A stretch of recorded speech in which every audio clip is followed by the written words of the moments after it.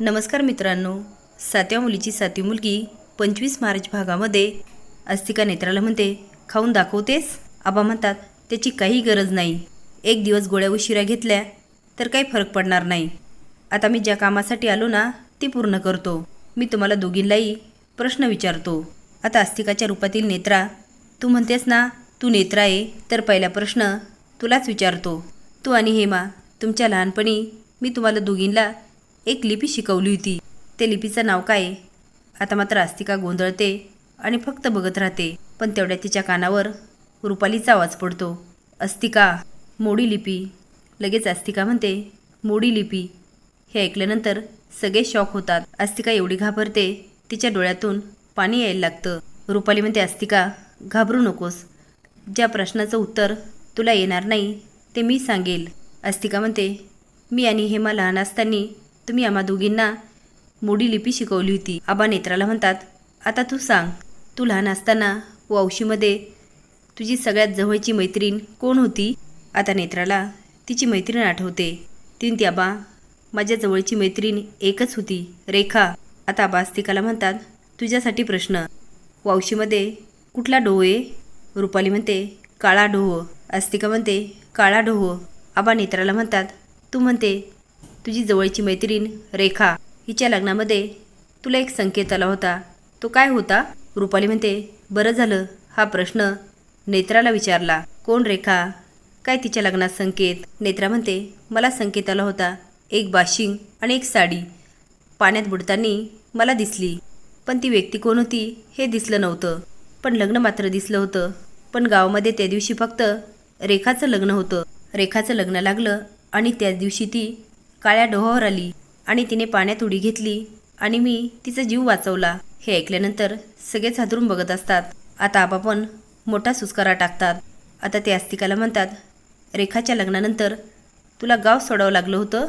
अस्तिका हो म्हणते. आबा म्हणतात, तू गाव सोडल्यानंतर पहिली भेट आपली दुसऱ्या गावात झाली, ती कोणत्या गावात? रुपाली म्हणते, वरसई. आता अस्तिका तेच सांगते. आता ते नेत्राला म्हणतात, मी दिव्याच्या देवळाचा पुजारी काय? नेत्रा म्हणते, वंश परंपरा, त्यामुळे तुम्हाला पुजारी व्हायचा मान मिळाला. आबा अस्तिकाला म्हणतात, मला सांग, तुझी आणि अद्वैतची पहिली भेट कुठे झाली? आता अस्तिका बघायला लागते. रुपाली म्हणते, मी तुला ॲक्सिडेंटच्या बाबतीत सांगितलं होतं ना, अद्वैतचा ॲक्सिडेंट, तिथेच भेटली होती नेत्रा, सांग. आता अस्तिका आबांना तेच सांगते. आबा नेत्राला म्हणतात, आता तू मला सांग, त्रिनयना देवीच्या देवळाला किती पायऱ्या आहेत? नेत्रा म्हणते, 157.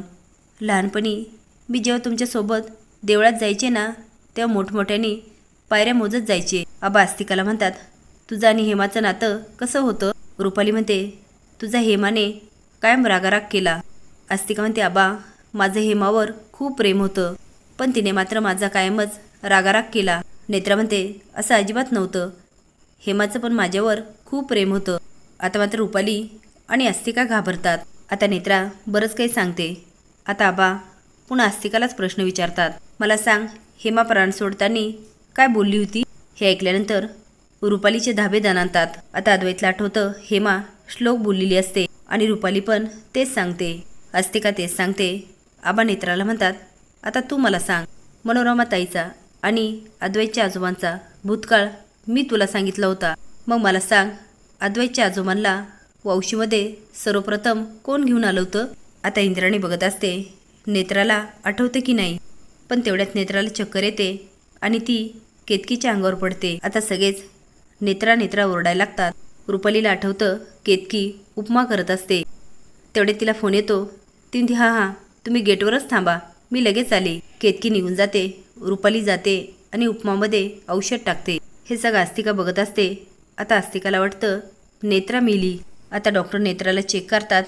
केतकी म्हणते, डॉक्टर बोला ना, काय झालं नेत्राला? ती बरी आहे ना? डॉक्टर स्माईल करतात आणि म्हणतात, ती बरी आहे, तिला फक्त चक्कर आली.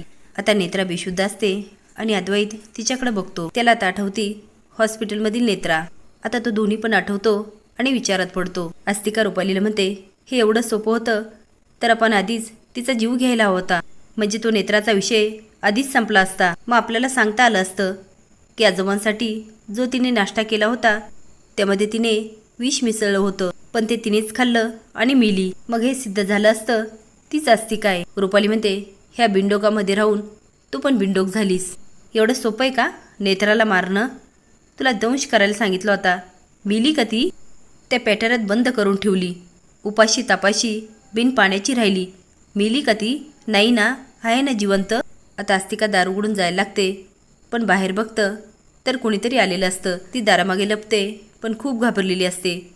असेच नवीन अपडेट जाण्यासाठी लाईक आणि सबस्क्राईब करा. धन्यवाद.